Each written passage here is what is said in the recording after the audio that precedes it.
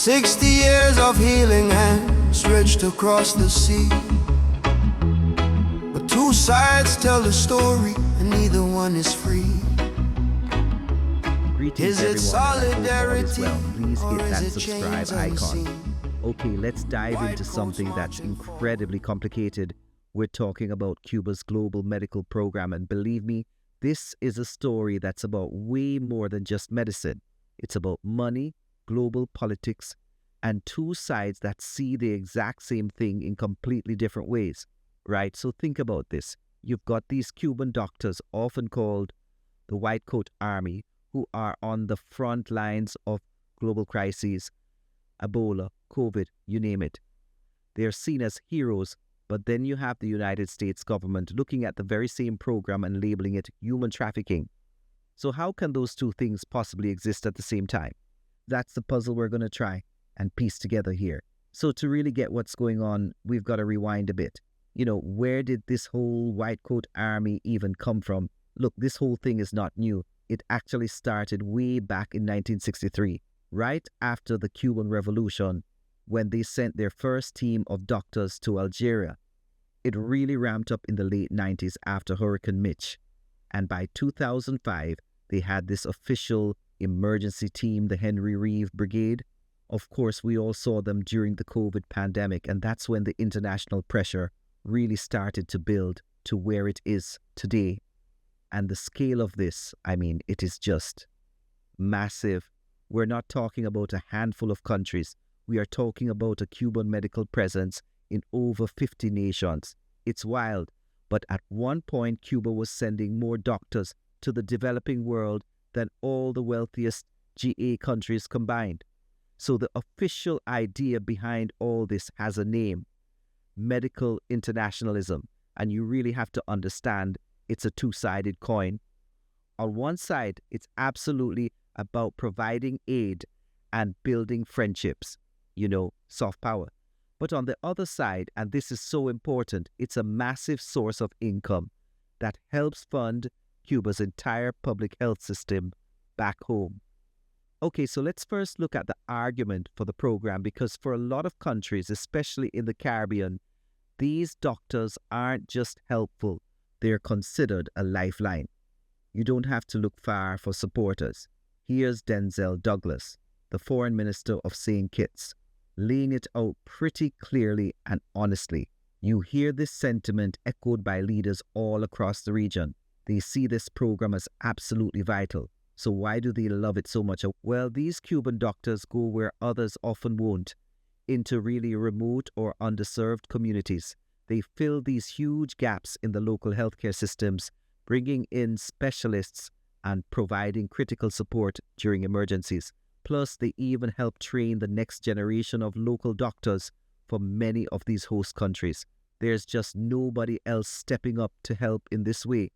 And the numbers they point to are just wow. Cuba claims that its doctors have saved over 90,000 lives. Lives in Jamaica alone over the last 30 years.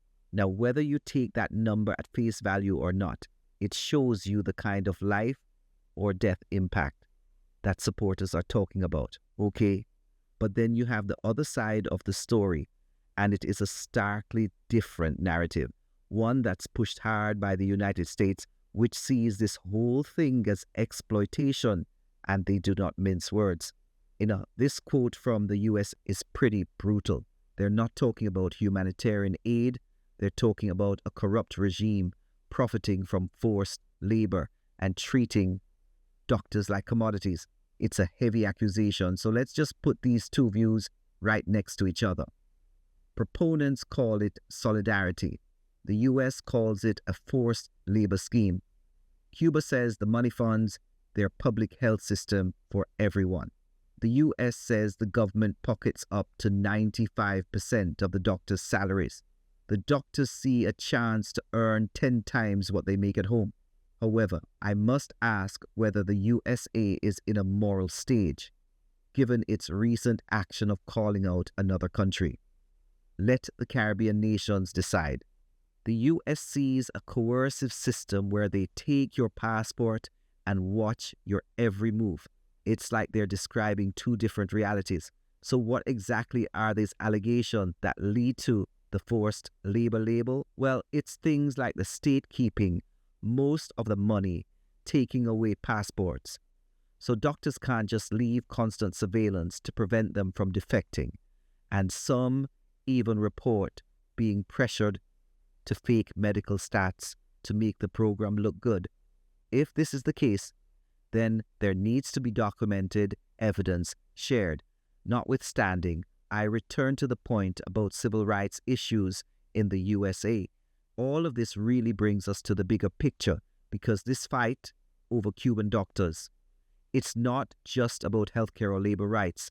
It's become a proxy war in the long-running geopolitical battle between the US and Cuba. You can see the stakes are incredibly high for both sides. For Cuba, this program is literally its number one source of income, more than tourism, and it gives them a ton of international goodwill for the United States. The goal is simple: cut off that money, isolate Cuba on the world stage, and hopefully force a change in government. So how does Washington try to do this? Well, they've got a few tools in their toolbox.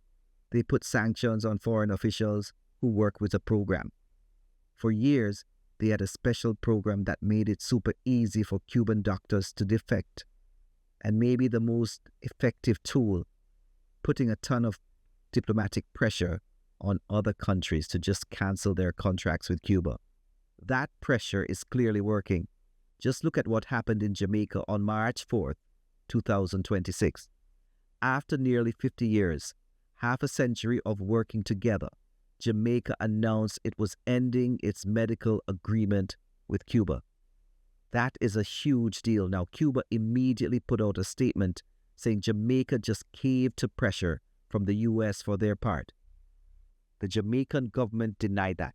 They said the real issue was that they couldn't agree on new payment terms that would follow all the local and international labor laws. So you're left with this impossible situation. One country calls it life-saving solidarity. Another calls it modern-day slavery. And as smaller nations, especially in the Caribbean, get caught in the middle of this tug of war, you have to ask who really ends up paying the price for it. All the governments, the doctors, or the patients who are just trying to get care. As I end the presentation, I want you to reflect on these questions. Who ultimately benefits the most from Cuba's global medical program? The doctors, the Cuban state, or the countries receiving the care? If the program truly saves lives in underserved regions, should geopolitical disputes determine whether those doctors are allowed to work?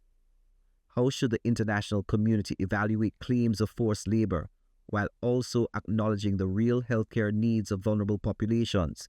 Is the criticism of Cuba's medical program purely about human rights concerns, or is it also part of a broader geopolitical struggle for influence in the Caribbean and the global South? Most importantly, if these programs disappear, who will replace the doctors, and what happens to the patients who depend on them? So in the end, this story is not just about Cuba, and it is not just about the United States. It is about power, influence, and competing versions of truth. On one side, you have thousands of doctors who have crossed ocean to serve in places where healthcare is scarce. On the other side, you have serious accusations about labor rights, control, and state power. Both realities may contain elements of truth. But for the small nations of the Caribbean and the developing world, the question is not theoretical. It is practical. When a clinic in a rural community opens its doors in the morning, the patient sitting in the waiting room is not thinking about geopolitics. They are thinking about survival. So the real question may not be whether the program is perfect. The real question is this: if the White Coat Army disappears tomorrow, who will replace them? And perhaps more importantly, who will stand with the people who are left behind?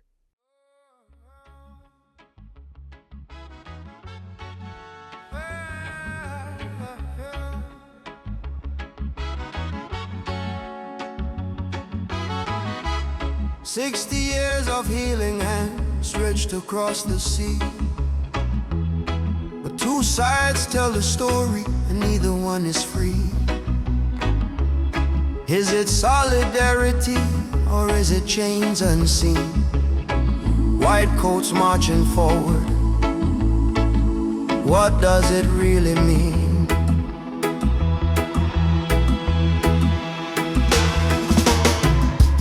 Back in '63, they shipped the first brigade.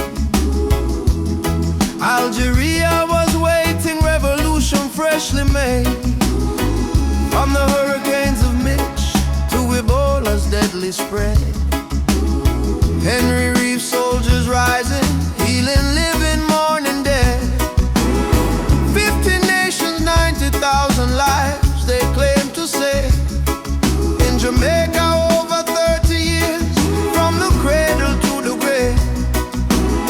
Remote communities, the ones the wealthy pass right by. Cuban doctors held the hand of those too poor to cry. White coat army marching through the land.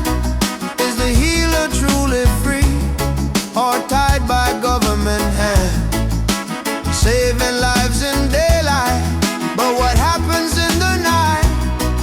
When the passport disappears and you can't reclaim your right. White coat army, solidarity or trade? The patient needs an answer before the price is paid.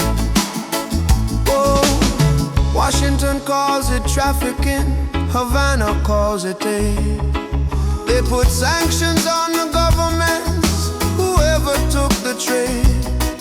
Made it easy for the doctors just to cross and never turn, while the villages they left behind continue left to burn. Jamaica held a contract for near half a century long. March 22 did say they let it go, they say the terms went wrong. Cuba said the pressure came from Uncle Sam's demand. Jamaica said the labor laws they just could not withstand. White coat army marching through the land. Is the healer truly free, or tied by government hand? Saving lives in daylight, but what happens in the night? When the passport disappears and you can't reclaim your right. White coat army, solidarity or trade? The patient needs an answer before the price is paid. They say the state takes 95 cents of every dollar earned. They say the doctors fake the stats so favor can be returned. They say surveillance follows every step across the host. But who's accountable for that? Which side do we trust most? And before we let the power nations cast the only stone, check the civil rights record in the land that throws it home. The Caribbean must decide, not Washington, not Havana's pride. The people in the clinic bed, they just need someone by their side. Are the doctors truly volunteers, so trapped without a say? Can a government profit while it calls itself an ally today? If Jamaica cuts the contract, who steps in to fill the space? When politics plays doctor, does the patient lose their place? And when we name another sin, have we buried our own shame? 5 questions, no easy answers, but the suffering stays the same. White coat army marching through the land.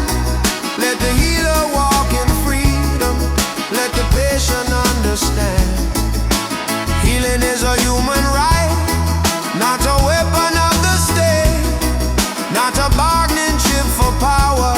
That realization comes too late. White coat army, we must do better than this. When the world turns into a chessboard, it's the sick we